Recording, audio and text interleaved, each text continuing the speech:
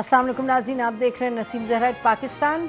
हुकूमत का आखिरी हफ्ता तकरीबन रह गया बाकी, लेकिन हम देख रहे हैं हुकूमत इस तरह मुतहर्रिक है जैसे कि उसका शायद पहला हफ्ता होता है हुकूमत में। अच्छी बात है, लेकिन दिलचस्प बात यह है कि जो लॉज हैं और नए रूल्स आ रहे हैं उनकी फरावानी है मुख्तलिफ और बड़ी तेज़ी से। कुछ नए लॉज पास हो रहे हैं, नए रूल्स पास हो रहे हैं। आज ही का देखिएगा, एक्सट्रीम वायलेंट टेररिज्म के ख़िलाफ़ एक बिल उन्होंने पेश किया इसमें सेनेट में, और मज़े की बात यह है कि उसमें JUI के सेनेटर ने अपोज़ किया और PMLN के यानी कि हुकूमत के सेनेटर, हुकूमत इत्तेहादी, उन्होंने अपोज़ किया, और PTI ने तो किया ये अपोज़। और उसमें यह था कि जो हुकूमत के रियासत के ख़िलाफ़ बोले उसको इतनी सज़ा मिले, इतनी सज़ा मिले। और लोग ये कहते हैं कि जी जितनी भी आप नए लॉज लाएं, चाहे इस वक्त आप लेके आएँ उसके हवाले से, नैब के हवाले से, या आप लेके आएँ आर्मी के हवाले से कि भाई आर्मी के ख़िलाफ़ जो बात करे उसको तो आप जेल में बंद कर दे। पहले है लॉ, लेकिन फिर से भी इस तरह का लॉ ले आए हैं। और अगर डीक्लासिफाई की है कोई चीज़ तो फिर आप किसी को जेल में डाल दें, वो भी पहले से लॉ है। लेकिन बहरहाल लगता ही है कि तमाम लॉज एक शख्सियत के लिए ही हैं। तो ये हम इसका तमाम सामने हमारे, और साथ साथ जो अच्छी चीज़ है नाज़रीन वो ये कि इकनॉमिक एक्टिविटी जो है उसको काफ़ी बढ़ावा मिला है। इकनॉमिक एक्टिविटी ख़ास तौर पे जो रीजनल कनेक्टिविटी की बात है, रीजनल कनेक्टिविटी के हवाले से आज हम तफसील में बात करेंगे। मुसद्दिक मलिक साहब से, minister of state for PM है, उस पर भी नाज़रीन ये आपको बताते चलें, उस हवाले से भी काफ़ी तनकीद हो रही है। एक तरफ लोग कह रहे हैं जी बड़ी अच्छी बात है कि चाहे आप बात करें रशिया की, चाहे चाइना के साथ बेहतर तरीके की तरफ बढ़ रहे हैं ताल्लुकात, और चाहे ताजिकिस्तान के साथ एग्रीमेंट्स हो रही हैं, और दूसरी तरफ देखें गल्फ़ स्टेट्स के साथ यकीनी तौर पे बड़ी तेज़ी पकड़ी है इकनॉमिक पार्टनरशिप के हवाले से। लेकिन लोग कह रहे हैं कि जी ये बड़ी तेज़ी, ज़्यादा ही तेज़ी है, कुछ पता नहीं क्या करेंगे और कितनी जल्दी कर रहे हैं केयरटेकर गवर्नमेंट क्या। तो साथ साथ तनकीद है, साथ साथ तारीफ़ भी है। तो इस पर बात करेंगे। मुसद्दिक मलिक साहब हमारे साथ। Welcome to the show Mossadegh Malik साहब। ये बताइएगा कि ये क्लोजिंग वीक में आप कौन सी चीज़ों पर क्लोजिंग एक्शंस ले रहे हैं? देखिए, मैं आपको पहले तो वो बताता हूँ जो चीज़ें हो चुकी हैं। पहले अमीर और गरीब का इस 14 से 15 महीने में टैरिफ अलहदा कर दिया गया, यानी अमीर जो शख्स हैं या जो हाउस होल्ड्स हैं वो तकरीबन उसी अमाउंट ऑफ गैस के दुगने से ज़्यादा पैसे देते हैं और गरीब कम देता है। पहले तो ये किया। दूसरा, हमने अपने वेल हेड यानी हमारे अपने जो कुएं हैं उनका सर्कुलर डेट ख़त्म कर दिया। तीसरा, हमने ये किया कि सस्ता जो रूसी तेल है उसका मुआहिदा किया, ना सिर्फ मुआहिदा किया, उसकी शिपिंग लाइंस, उसकी इंश्योरेंस, उसकी ट्रांजैक्शन का स्ट्रक्चर, वो किस करेंसी में होगा, स्टेट बैंक से कैसे इजाज़त मिलेगी रूस के साथ ट्रेड करने की, वो तमाम मामलात ना सिर्फ तय किए बल्कि वो तेल आ भी गया और अब वो प्रोसेस भी हो रहा है PRL में और तकरीबन हो चुका है। उसके अलावा हमने अभी एक डील साइन की आज़रबाईजान से, जिसमें जिस तरह हम सस्ता तेल लेकर आ रहे हैं रूस से, अब हम आज़रबाईजान से सस्ती LNG लेकर आया करेंगे हर महीने एक कार्गो। उसके अलावा हमने रिफाइनरी की पॉलिसी जो है उसको सरकार से अप्रूव करवाया, और रिफाइनरी की पॉलिसी के तहत सऊदी अरेबिया ने अंदिया दिया है, और हम बड़ी एडवांस स्टेजेस में हैं इस वक्त के साथ निगोशिएट करने में कि वो एक 10 या 12 बिलियन डॉलर की रिफाइनरी पाकिस्तान में 3 लाख बैरल की world class scaled refinery Pakistan में लगाएंगे। उसके लिए उनकी कुछ रिक्वायरमेंट्स थी।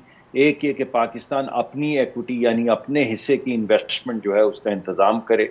दूसरा, उनकी एक ये दरख्वास्त थी कि कोई एक कंपनी अगर चीनी हो जिसको महारत हो इस तरह की रिफाइनरीज लगाने में, तो उन्हें भी ऑन बोर्ड लिया जाए।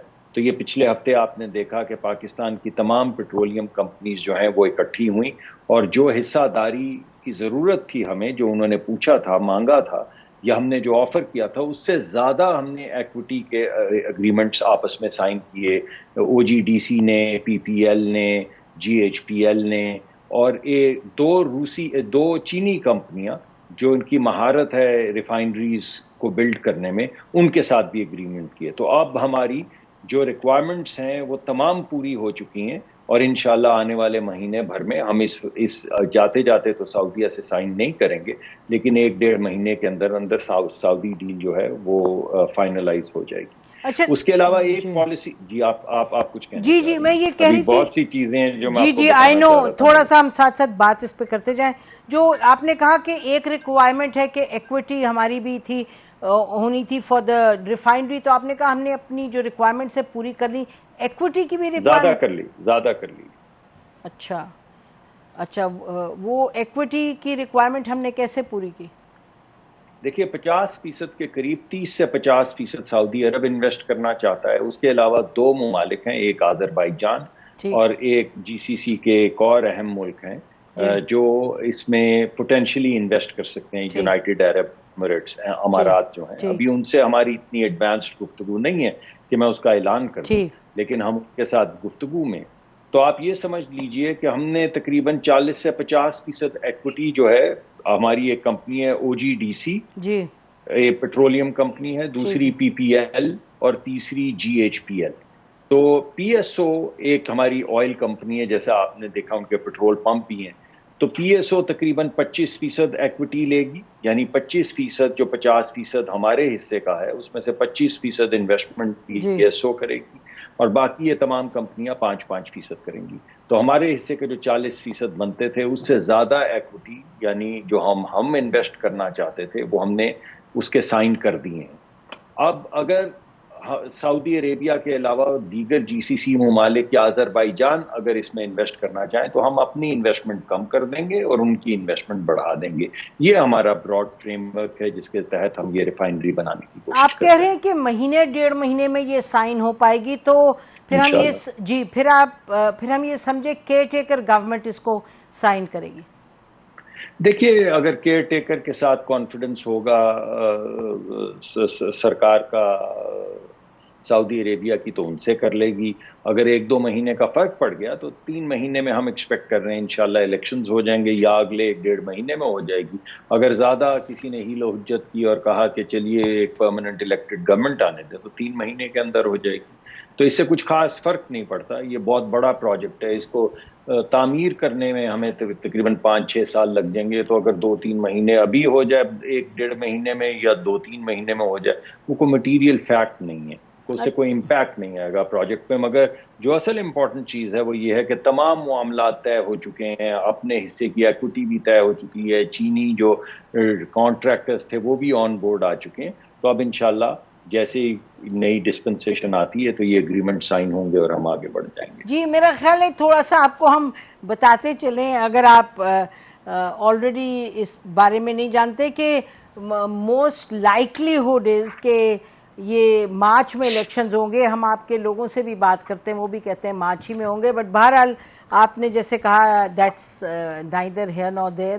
آپ کے حوالے سے مجھے بتائیے کہ اسپیشل انویسٹمنٹ فیسیلیٹیشن کاؤنسل کا مصدق ملک صاحب اس طرح جیسے پروجیکٹ میں کوئی رول ہوگا؟ دیکھیے ان تمام پروجیکٹس میں ہمارے ہاں پرابلم کیا ہوتی ہے کہ بعض مرتبہ زمین جو ہے وہ سندھ کی حکومت کی ہوتی ہے، کچھ اجازت پورٹ سے لینی ہوتی ہے، کچھ اجازتیں انوائرمنٹ سے لینی ہوتی ہیں، کچھ وفاق کی ریکوائرمنٹس ہوتی ہیں، کچھ صوبوں کی ریکوائرمنٹس ہوتی ہیں، کچھ تحصیل اور ڈسٹرکٹ لیول ریکوائرمنٹ ہوتی ہیں۔ اب باہر سے جو ایک انویسٹر آتا ہے وہ تو پاکستان میں آ کے خار ہو جاتا ہے نا، اسے تو اس بات سے غرض نہیں ہے کہ 18ویں ترمیم کے بعد کس کس کے پاس کیا کیا طاقت ہے۔ یہ جو ایسا یہ جو فیسیلیٹیشن کا ایک فریم ورک بنایا گیا ہے اور تنظیم اس کی بنائی گئی ہے، اس میں ہوگا یہ کہ ہر سطح پہ امپلیمنٹیشن کی لیول پہ پروونسز اور ڈسٹرکٹ حکومت کے اراکین بھی شامل ہوں گے۔ اگر سیکیورٹی کے معاملات ہیں تو ہماری جو سیکیورٹی ایجنسیز ہیں ان کے اہلکار بھی اس میں شریک ہوں گے۔ پھر اس کے بعد ایک ایگزیکٹو لیول ہے جس میں وفاقی تمام جو سیکرٹریز ہیں اور پروونشل تمام سیکرٹریز موجود ہوں گے۔ پھر اس کے بعد ایک ایپیکس کمیٹی ہے جس میں پرائم منسٹر جس کو ہیڈ کریں گے اور اس میں chief of the army staff بھی ممبر ہوں گے۔ تو آپ یہ سمجھ لیجئے کہ تحصیل سے لے کے وفاقی حکومت تک، سیکیورٹی سے لے کر پالیسی تک، ہر چیز ایک تنظیم میں، یعنی جی وہ کلیئر ہے مصدق ملک صاحب، سوری ٹو انٹرپٹ، وہ بات اس پہ بات ہو چکی ہے کئی مرتبہ، آپ صحیح فرما رہے ہیں۔ البتہ امپلیمنٹیشن لیول پہ آرمی کی کافی اس میں انوالومنٹ ہوگی، یعنی 70 میں سے جو چیز پبلک ہوئی ہے اس میں کوئی 40 آرمی کے لوگ ہوں گے. لیکن بہرحال بسائڈز دیٹ ہم یہ پوچھ رہے تھے آپ سے کہ یہ جو ریفائنری ہے اس میں بھی ان کا رول ہوگا. آپ فرما رہے ہیں کہ ہر پروجیکٹ میں رول ہوگا. دیکھیے ابھی تو جو بڑی بڑی چیزیں ہم کرنے کی کوشش کر رہے ہیں وہ فیسیلیٹیشن کے فریم ورک میں, اس میں مائننگ ہے. یعنی ہمارے پاس جیسے ریکوڈک ہے, آپ سمجھ لیجئے کہ اگر $10 بلین کی یا $20 بلین کی ریکوڈک کے ایسٹس ہیں تو ہمارے پاس ایسے 5-10 ایسٹس ہیں. اور ہم یہ چاہتے ہیں کہ آنے والے وقت میں پاکستان میں انویسٹمنٹ ہو اور پاکستان $10 بلین کا فائدہ جو ہے وہ اٹھا سکے. تو بنیادی مقصد اس وقت جو فوکس ہے ہمارا وہ تو ہے یہ منرلز پہ. لیکن اب جیسے کہ میں آپ کو یہ ریفائنری کا بتا رہا ہوں تو ریفائنری میں بھی اگر ڈسٹرکٹ کی ضرورت ہے یا پروونس کی ضرورت ہے, وفاقی حکومت کی ضرورت ہے تو ذرا آسانی ہو جائے گی. کوآرڈینیشن یہاں سے جب ضرورت بالکل کوآرڈینیشن یہاں سے اگر پش کروائیں گے تو پھر ہمارے انویسٹرز کو خار نہیں ہونا پڑے گا کہ کبھی وہ ڈسٹرکٹ کے پاس جا رہے ہیں, کبھی پروونس کے پاس جا رہے ہیں. اور دنیا کے بیشتر ممالک, آسٹریلیا نے یہ کیا, آئرلینڈ نے یہ کیا, فن لینڈ نے یہ کیا, سنگاپور نے یہ کیا, تو پاکستان کوئی ایسی یونیک چیز نہیں کرتا. اور ان تمام ممالک جن کا میں نے تذکرہ کیا ہے, ان تمام ممالک میں یہ جو کاؤنسل ہوتی ہے یہ زیادہ تر ہمارے ہاں تو ہم اس کو فیسیلیٹیشن کہہ رہے ہیں, وہ اس کو کبھی اکنامک کمیٹی کہتے ہیں, کبھی کسی اور نام سے تجویز کرتے ہیں. وہ رپورٹ پرائم منسٹر کو ہی کرتی ہے اور یہاں پہ بھی وہ رپورٹ پرائم منسٹر. اور آئی لینڈ وغیرہ میں بھی سب نے اپنی آرمی چیف وغیرہ کو ڈالا ہوا ہے اس میں. دیکھیے وہاں پہ اگر کوئی سیکیورٹی, ہماری تو یونیک سیکیورٹی کے معاملات ہوتے ہیں بالخصوص بلوچستان میں. اگر اب ہم نے مائننگ اور منرلز کا کام کرنا ہے اور کرنا بھی چارنی میں ہے یا اور بارڈر ایریاز میں کرنا ہے جہاں پہ دہشت گردی تھوڑی سی نہیں میں آپ سے سوال پوچھ رہی تھی. آئی انڈرسٹینڈ ہمارا یونیک ہے, بٹ میں آپ سے پوچھ رہی تھی کہ ہر جگہ تو آرمی چیف نہیں انوالوڈ ہوتے. اور خیر وہ تو میرے خیال میں اس کی ضرورت نہیں, ان جگہوں پہ جہاں پہ سیکیورٹی کے اتنے بڑے بڑے عوامل نہ ہوں وہاں پہ اس کی ضرورت نہیں ہوتی. لیکن ہمارے ہاں تو کوئی بھی انویسٹر آتا ہے تو سب سے پہلے سیکیورٹی ڈھونڈتا ہے. اگر کسی نے $8-10 بلین کی انویسٹمنٹ کرنی, جس کا مطلب ہے $8-10 ہزار ملین کی انویسٹمنٹ کرنی, تو بغیر سیکیورٹی کے تو نہیں کرے گا. جی ہاں, اور اس میں چائنا بھی ہے, اور بالکل چائنا کی بھی وہی کنسرن ہے جو سعودی عربیہ کی ہے. والا تھا جی بالکل بالکل. سعودی عربیہ کی میں آپ کو بتا دوں, سعودی عربیہ نے عندیہ دیا ہے کہ وہ $24 بلین پاکستان میں انویسٹ کرنا چاہتے ہیں ایک فنڈ کی شکل میں. اس کے علاوہ عندیہ دیا ہے ہمیں امارات نے کہ وہ تقریباً $22 بلین پاکستان میں انویسٹ کرنا چاہتے ہیں. چین میں تو آلریڈی $30-40 بلین کی انویسٹمنٹ ہو چکی ہے اور اب وہ اور انویسٹمنٹ کرنا چاہتے ہیں, جس کی وجہ سے اب ان کے عہدیدار یہاں پہ پولیٹیکل لیڈرشپ تشریف بھی لا رہی ہے. تو ہماری کوشش یہی ہے کہ قطر کے ساتھ انویسٹمنٹ کروائیں, سعودی عربیہ سے کروائیں, امارات سے کروائیں, چین کو واپس لائیں, کیونکہ ان کی بھی کچھ انویسٹمنٹ سلو ڈاؤن ہو گئی تھی پچھلے 4 سال میں, تو اب وہ بھی آہستہ آہستہ واپس آ رہے ہیں. تو پاکستان کو ہم یہ چاہتے ہیں کہ ایک انویسٹمنٹ کا ہب بنے, اور انویسٹمنٹ ان چیزوں میں کروائیں جن میں نوکری ملتی ہے. مثلا آپ مائننگ دیکھیں, مائننگ کیا ہے؟ مائننگ لو سکلڈ جابز کی آپ سمجھ لیں فراوانی ہے. اور بلوچستان میں کیا ہے؟ بلوچستان میں زیادہ تر لوگ لو سکلڈ ہیں, بہت زیادہ ہیں, وہاں پہ نوکریاں نہیں ہیں. تو اگر یہ 5-6 مائنز کے اندر کام شروع ہو جائے گا تو آپ سمجھیں کہ ایک ریولوشن آ جائے گا, لوگوں کے گھر کے دروازے تک روزگار پہنچ جائے گا. پھر آپ یہ مان لیجیے کہ اگر کسی جگہ پہ $2-4-5 بلین یعنی $2-4-5 ہزار ملین کی انویسٹمنٹ ہو رہی, تو وہاں پہ سڑکیں بنیں گی, وہاں پہ پانی آئیں گے, وہاں پہ اسکول آئیں گے, وہاں پہ کلینکس کھلیں گے. ایک چھوٹا شہر یعنی $2-3 بلین کا مطلب ہوتا ہے شہر آباد کر دینا. جی بالکل. اور بلوچستان میں حالات کو بھی بہتر کرنے کی ضرورت ہے, obviously ایک پولیٹیکل انوائرمنٹ بھی بہتر ہو, سیکیورٹی بھی ہو. مصدق ملک صاحب, لاسٹ کویسچن, کوئک رسپانس. دیکھیے آپ بھی دیکھ رہے ہیں, ہم بھی دیکھ رہے ہیں کہ یہ تمام جو ایفرٹ ہے, چاہے UAE گورنمنٹ کو برتھس دینا کراچی پورٹ ٹرسٹ میں, چاہے ایئرپورٹس کو لیز پہ دینا, یہ جو تمام چیزیں ہو رہی ہیں, ایک جو اوپینین ہے وہ یہ کہتی ہے کہ جی یہ بڑا اچھا ہے, بڑے متحرک ہو گئی ہے پاکستان کی گورنمنٹ, چاہے یہ گورنمنٹ چاہے آنے والی گورنمنٹ, اور اکنامک ایکٹیویٹی بڑھی ہے. اور ایک ہے گروپ آف اوپینین, وہ کہتے ہیں, سیکشن آف اوپینین, وہ کہتے ہیں جی پاکستان کے جو ہے آپ silver, family silver, you throwing it away at basically you throwing it away at pennies price, اور یہ بڑی زیادتی ہے. تو آپ بھی یہ کرٹیسزم تو سن رہے ہوں گے, حکومت اس کے لیے کیا کر رہی ہے کہ کنوے کرے کہ جی ہم اپنے انٹرسٹ کو بھی سیف گارڈ کریں؟ It needs more than just saying کہ جی یہ بڑے اچھے پروجیکٹس ہیں. دیکھیے, پہلے تو آپ بے شمار پروگرام کر چکی ہیں اسٹیٹ اونڈ انٹرپرائزز پہ. ہمارے پاس پی آئی ہے, ہمارے پاس اسٹیل مل ہے, ارب $1 اور روپے جو ہیں ہم ہر سال ان کے اوپر ضائع کرتے ہیں, نقصان کرتے ہیں.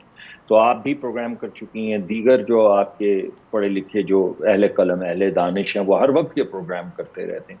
مگر جس وقت ہم کوشش یہ کرتے ہیں کہ وہ چیزیں جس میں ہمیں لاس ہو رہا ہو ان کو اندر کہیں سے ہم انویسٹمنٹ لے آئیں تاکہ پاکستان کو بھی فائدہ ہو, انویسٹر کو بھی فائدہ ہو, پاکستان میں نوکریاں بھی آ جائیں, تو پھر ایک تنقید شروع ہو جاتی ہے. تو دونوں چیزیں تو نہیں ہو سکتی نا, یا تو جرت دکھانی ہوگی اور انویسٹرز کو لانا ہوگا, اور یا یہ بہترین طریقہ یہ کہ آپ کچھ نہ کریں. اور پاکستان میں تو آسان ترین طریقہ ہے کہ آپ کچھ نہ کریں. جب آپ کچھ نہیں کریں گے تو مصدق ملک صاحب, I am so sorry, let me interrupt. دیکھیے, I am really sorry, let me interrupt hair.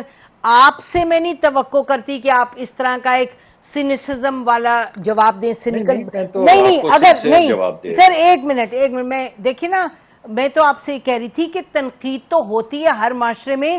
I was seeing کہ حکومت یہ کیوں نہیں کنوے کر پاتی بہتر طریقے سے کہ جی after all economist, leading economist ہے, وہ تنقید کر رہے ہیں تو اس کا جواب ہونا چاہیے کہ دس از دا لے آؤٹ.